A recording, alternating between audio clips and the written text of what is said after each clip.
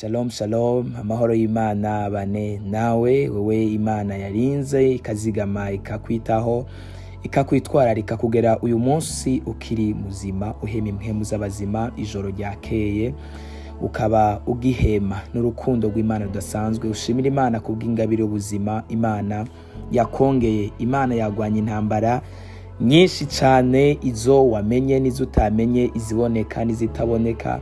Imana yakugwaniriye mu buryo butandukanye. Ushimira Imana cyane gose. Rero n'umwanya w'ikiganiro ubushobozi bw'ijambo musanzwe mushikirizwa na jewe Nitezuwera Justin. Ubuntu bw'Imana n'umugisha wa Yesu Kristo bibane nawe. Imana hari ijambo yashize ku mutima wanje uyu munsi tuganiraho. Hari amajambo atari makeya tumaze iminsi tuganiraho. Twaravuze ku bitandukanye, tuvuga ku mpwemu, twaratanguye inyigisho iganira ku mpwemu, ibintu bitandukanye, impwemu zigenga zikontorora umuntu, impwemu zitandukanye zitera umuntu, ziza mu buzima bw'umuntu. Uyu munsi rero nagomba tuvugane ku mpwemu y'ubwoba. Impwemu y'ubwoba itera ubuzima bw'umuntu, itamugishije inama, itamuteguje. Ashobora kuvyuka mu gitondo akumva avyukanye ubwoba bwinshi.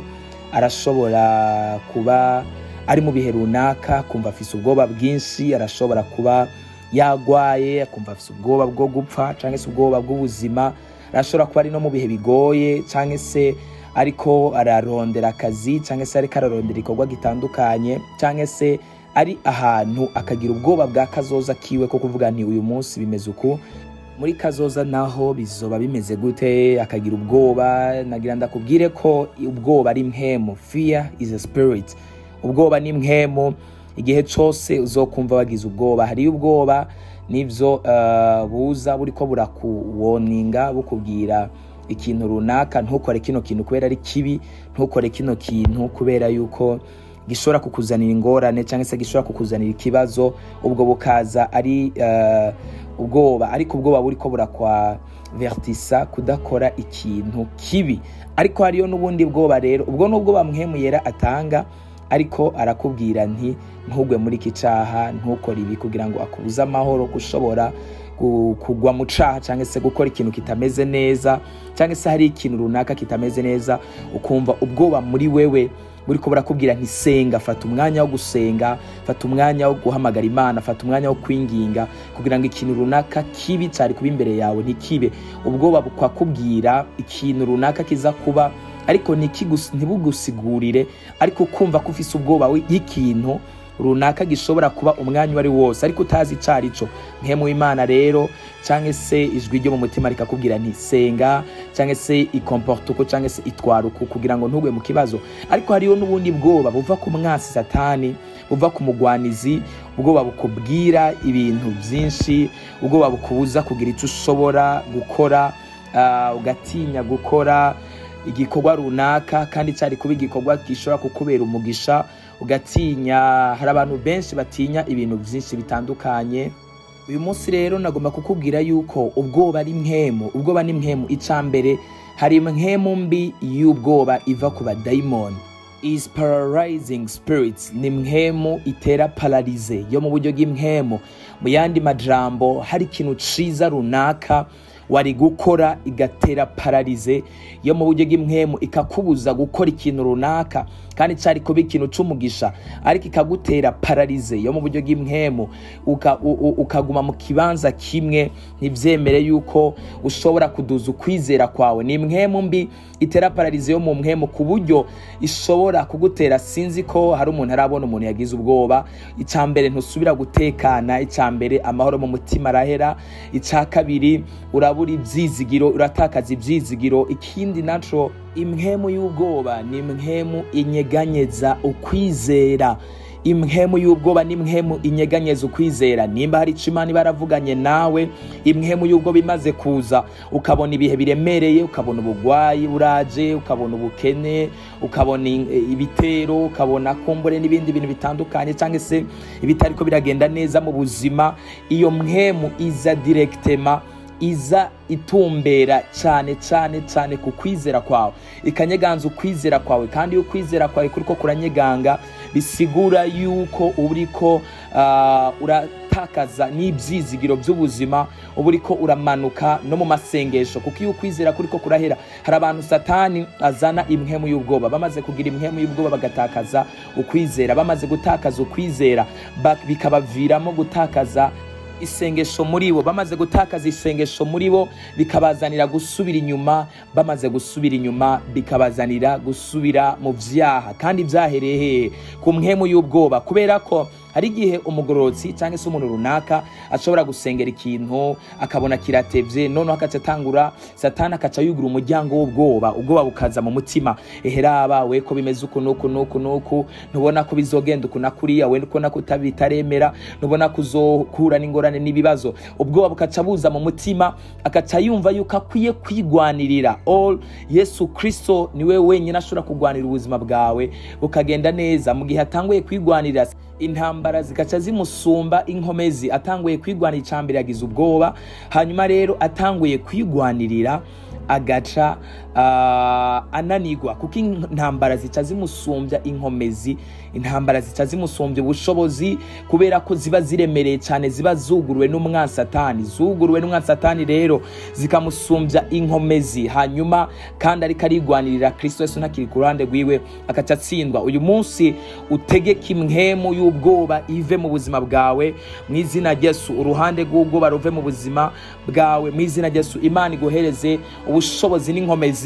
Abadayimoni b'ubwoba bagutera ubwoba bw'ubuzima, bagutera ubwoba bwa kazoza, bave mu buzima bwawe. Hari ijambo ry'Imana riri mu Baroma igice cyaho 18 uhereye ku murongo wa 14, haravuga ngo abarongorwa na mpwemu w'Imana bose nibo bana b'Imana, kuko mutahawe impwemu y'ubuja ngo mwoye gutinya, ariko mwahawe impwemu yo kubahindura abana b'Imana, idutakisha ngo abadata. Kubera ko mutahawe impwemu y'ubuja, ntago twahawe impwemu y'ubuja, ntago wahawe impwemu yo gutinya, ntago wahawe impwemu yo kujugumira, ntago wahawe impwemu y'abadayimo, ntago wahawe impwemu yo gutinya umwansi Satani, ntago wahawe impwemu y'ubuja ngo ushobore gutinya. Ikibazo rero, Satani araza akibagiza mu buzima bw'umuntu, iyo yugura igitera akamwibagiza impwemu yahawe y'Imana muri we, ubushobozi bw'Imana buri muri we, akamuzanira ubwoba bugatangura kumuca intege no kumuca ivutu no kumusubiza inyuma. Nagira ndakuremesha muri kino gitondo yuko utahawe impwemu y'ubwoba, woye gutinya. Satani niyahagurutsa ikintu cyo cyose ku buzima bwawe, uhagarare wemye mu ijambo ry'Imana, umugwanye, kuko rero uvuga ngo mugwanye wa mugwanizi nawe azobahunga. Rero ubwoba kandi ni kimwe mu bikoresho Satani akoresha mu gukubita abizera, akabatera ubwoba bagatakaza ukwizera, bagatakaza no kwizigira. Ubwoba ni ikigwanisha c'umwansi Satani akoresha mu gukubita ubuzima bw'abizera. Ugashobora gusanga umuntu arizeye, ariko arasenga, arizera, hagaze neza mu gakiza, mugabo ijoro rimwe, umutaga umwe, umurango umwe, igitondo kimwe akamutera impwemu y'ubwoba, agatangura kubona byose Imana yavuze ko atari byo, cyangwa se yihenze, cyangwa se atari mu buntu bw'Imana koko. Satani akaba aramufashe, amukubitishije iyo ntwaro y'ubwoba. Uyu munsi utsinde intwaro y'ubwoba ya Satani, ubushobozi bw'Imana buhagarare, ufesinge, wirukane kandi ugwanye impwemu y'ubwoba y'umwa Satani mu buzima bwawe mu izina rya Yesu Kristo, kuko ntago wahawe impwemu y'ubwoba ngo uhinduke umuja w'ubwoba mu izina ry'umwami wacu Yesu Kristo. Ijambo ry'Imana riri muri Zaburi yayo y'121 uhereye ku murongo wa mbere, haravuga ngo ndunamurira amaso yanje ku misozi, ugutabagwa kwanje kuzova hehe? Ugutabagwa kwanje kuva kuhoraho yaremye ijuru n'isi. Ndunamurira amaso yanje ku misozi, mbega ugutabagwa kwanje kuzova hehe? Ugutabagwa kwanje kuva kuhoraho yaremye ijuru n'isi. Ugutabagwa kwawe kuzova kuhoraho yaremye ijuru n'isi. Ugutabagwa kwawe, Satani ntakuzanira impwemu y'ubwoba ikumvisha yuko ugutabagwa kwawe kutazova ku Mana, ikumvisha yuko Imana itagukunda, ikumvisha yuko Imana itakikwemera, ikumvisha yuko nimba ataje uri kwagiriza icyaha mu mutima rituma woshobora gutandukana n'Imana cyangwa se n'urukundo rwayo. Utsinde impwemu y'ubwoba, ugutabagwa kwawe kwawe kuzova ku Mana muri kino gitondo kuri uyu munsi uri kurumviriza buno butumwa bwiza. Ubushobozi bw'Imana bugusange kandi bukugereko, bugukoreko ku rugero rudasanzwe. Impwemu y'ubwoba itsindwe mu buzima bwawe, ntiyongere kuronka ikibanza n'ubushobozi mu buzima bwawe, kubera ko gutabagwa kwawe kuri ku Mana. Imana iragukunda, Imana irakwitayeho kandi kuneshereze imigabo n'imigambi y'umwanzi Satani mu izina rya Yesu Kristo. Reka ndagusengere nawe usengane nanje muri no sengesho tugiye gusenga. Wirukane impwemu y'ubwoba, impwemu kumvisha yuko utazotera imbere canke se impwemu kumvisha yuko atawuzogera, impwemu gutera mu buryo butandukanye, gutera ubwoba, iguhagarikira umutima. Reka dusenge. Izina rya Yesu. Mana, ubushobozi bwawe n'inkomezi zawe, uyu muntu ndamusengeye mu izina rya Yesu Kristo. Uyu mukobwa ndamusengeye, uyu mugabo ndamusengeye, uyu mugore ndamusengeye, uyu musore ndamusengeye, uyu mwana ariko arumviriza buno butumwa. Impwemu y'ubwoba iva ku mwansi Satani imutera ubwoba mu gihe kumbure yatewe n'ubugwayi, hanyuma ikamwumvisha yuko buzomwica cyangwa se buzomuhitana cyangwa se udashoboye kumukiza no kumutabara. Iyo mpwemu turayihagaritse mu izina rya Yesu Kristo. Mana, reka umutabare kandi umukize. Impwemu y'ubwoba imwereka negativities zitandukanye, muhereze gukomera kuko we ntago watanze impwemu y'ubwoba, ariko watanze impwemu yo gukomera. Ntago ari umugambi wawe ko umuntu acika intege kumbure kubw'impamvu z'ubuzima, ariko n'umugambi wawe kugira ngo umuntu akomere, ashikame, agire ibyizigiro by'ubuzima, agire ibyizigiro byo muri kazoza, agire ibyizigiro byo gukomera no gutera intambuko mu buzima bwiwe. Ndamusengeye uhagarare Mwami Imana, umugwanirire, umwiyereke mu izina ryawe Yesu Kristo. Impwemu y'ubwoba isoke mu buzima bwiwe, impwemu y'ubwoba bwo kuzopfa kenyutse isoke mu buzima bwiwe, impwemu y'ubwoba bwo gutakaza abakundi isoke mu buzima bwiwe, impwemu y'ubwoba bwo gutakaza umugisha wiwe isoke mu buzima bwiwe, impwemu y'ubwoba bwo gupfisha isoke mu buzima bwiwe, impwemu y'ubwoba aguma akangagurika ku mwanya wose, ashobora kubura abantu, ashobora gupfisha, imurekure mu izina rya Yesu. Ashikame kandi ahagarare mu izina rya Yesu Kristo. Icumugisha cyose murinde ko gishobora kumuva mu biganza, icumugisha wamuteguriye kirushirize kuguma mu buzima bwiwe, kirushirize kurama mu buzima bwiwe no mu bugingo bwiwe. Impwemu y'ubwoba ikugweho, muhe gushikama no guhagarara no guhamya ko Kristo Yesu ari umwami, kandi ko Kristo Yesu ari uhoraho, kandi ko Kristo Yesu yatsinze urupfu na kuzimu akanesha. Mu izina ryawe Yesu Kristo dusenze kandi twizigiye. Urakoze nyagora ku ngoma, mugwane mu izina ryawe Yesu Kristo, amen. Turabashimiye gose mwebwe mwese mudufasha gusangiza ubutumwa abandi, mubarungikira abandi, ariko kandi tutibagiwe na gatoya umuntu wese asengera kino kiganiro ubushobozi bw'ijambo cyangwa se power of the world. Amasengesho yanyu ningira mumaro cyane gose kugira ngo Imana irushirize kudushoboza no kudubashisha muri kino gikorwa, n'umuntu wese agira icakoze kuri kino gikorwa cy'ubushobozi bw'ijambo, kino kiganiro ubushobozi bw'ijambo. Umwami Yesu abahereza umugisha, umwami Yesu abahezagire igikorwa mukora, umwami Yesu aze akibahezagirire mwese mugira ico mukoze kubwa kino gikorwa. Yesu Kristo abahezagire cyane, umugisha uva hera hahera. Wifuza ko uzararongikirwa